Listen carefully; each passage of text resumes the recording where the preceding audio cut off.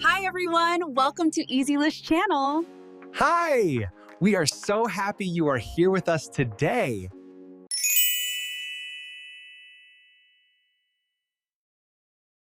Hello. Welcome back to our podcast for English learners. I am Mark, and I am sitting here in a very comfortable chair with a hot cup of coffee because I want to have a very long and deep conversation today. With me, as always, is my great friend Sarah. Hi, Sarah. Hi, Mark. I am also very comfortable and I have my tea ready too. Today is a special day because we are going to talk about everything related to the internet. We use it every minute, but we don't always talk about why it is good or why it is sometimes bad for our brains. You are right, Sarah. Let's start with the good things because I want to be positive this morning. For me, the best thing about the internet is learning. For example, last week I wanted to fix my broken kitchen door, but I did not know how to do it. So I went to YouTube and I found a 5-minute video that explained everything very clearly. I fixed the door and I saved a lot of money because I didn't call a repairman. That is a perfect example, Mark. The internet is like a teacher that is always in our pocket. I am using a new app on my phone to learn Italian, and I practice for 10 minutes every day while I am waiting for the bus. I love it because the app makes noises when I get the answer right, and it helps me remember new words without a big, heavy textbook. I agree. And it's not just apps. Think about the news. In the old days, people had to wait for the newspaper to arrive at their house in the morning. But now we can see what is happening in Japan or Brazil or France in 1 second. We are more connected to the world because we can see the news as it happens. That is true, but we should also talk about communication. Do you remember when people wrote letters on paper? It took 2 weeks for a letter to go across the ocean. But now I can send a photo of my breakfast to my sister in Australia and she sees it instantly. This is amazing because families can stay close even when they live very far away. Yes, and video calls are even better. Yesterday, I talked to my grandmother on a video call.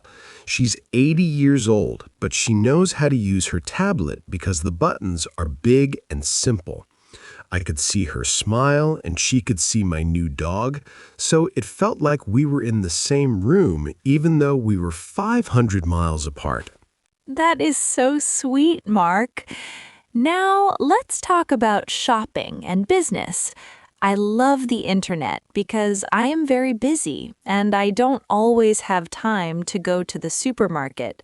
So I buy my groceries online, and a man brings them to my door in 2 hours. It is very convenient because I can spend that time playing with my kids or reading a book instead of standing in a long line at the store. I agree that online shopping is easy, but this brings us to one of the bad things. Because it is so easy to click buy, I sometimes spend too much money. Last month, I bought 3 pairs of shoes because they looked beautiful in the photos, but I didn't really need them. The internet makes us want to buy things every time we see an advertisement. That is a very good point, Mark. The internet is full of advertisements that know what we like. If I search for blue dress one time, then for the next week, I see blue dresses everywhere on my screen. It's a bit scary because the internet knows my secrets and it tries to take my money. And speaking of scary things, we must talk about social media and mental health. I love seeing photos of my friends, but sometimes I feel bad when I look at Instagram. Everyone looks so happy, and their houses look so clean, and they're always eating delicious food. When I look at my own life, I see my messy kitchen and my tired face, and I feel like I am not successful. Oh, Mark, I feel the same way. But we must remember that people only show the highlights of their life.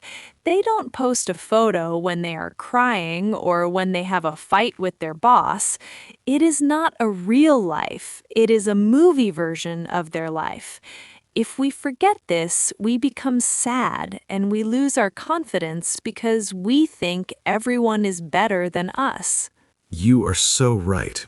And there's another problem. Time.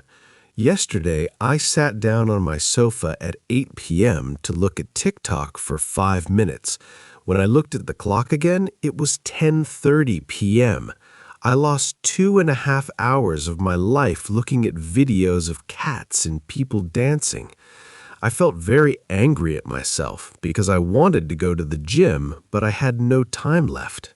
That I call the digital hole, because you fall in and you cannot get out. It is designed to keep us there, because the more time we spend on the app, the more money the companies make. This is bad for our physical health too, because we sit for a long time and our necks hurt because we are looking down at our phones. Doctors call it text neck, and it's a real problem for young people today. Wow, text neck. I definitely have that. And let's not forget about sleep. I used to look at my phone in bed, but the blue light from the screen made my brain think it was daytime. I couldn't fall asleep until 2 a.m., and I was very grumpy and tired the next morning at work. Now I try to turn off my phone 2 hours before I sleep because my health is more important than a YouTube video. That is a very smart rule. I want to ask you something else, Mark. What do you think about privacy? Sometimes I am worried that many people can see my information. If I post a photo of my kids, is it safe? If I put my credit card number on a website, will someone steal my money? That is a big concern for everyone. We have to be very careful. We should use strong passwords, and we should never click on strange links in emails. Some people are not nice on the internet, and they try to trick us. We call them scammers. It's like the real world.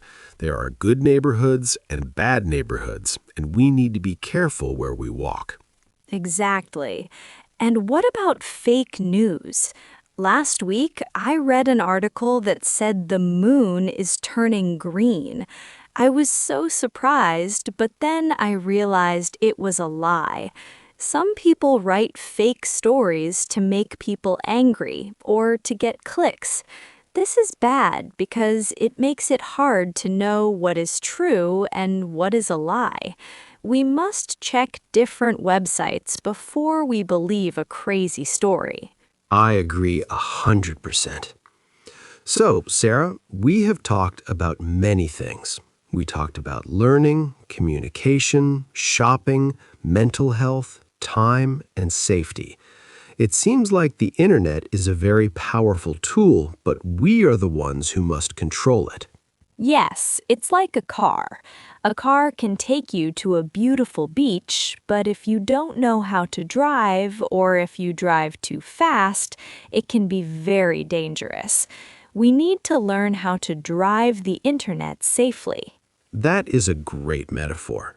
For our listeners who are learning English, the internet is your best friend because you can listen to this podcast, you can use dictionaries, and you can talk to people. But remember to put the phone down sometimes. Go outside, look at the trees, talk to a neighbor, and give your eyes a rest. That is a perfect way to end our conversation. I'm going to turn off my computer now, and I'm going to take a walk in the park because the sun is shining and I want to enjoy the real world. Me too. Thank you for this long and wonderful talk, Sarah. And thank you to all our listeners for staying with us for so long. We hope this was helpful for your English and for your life. Goodbye, everyone. Stay safe and stay happy. Goodbye.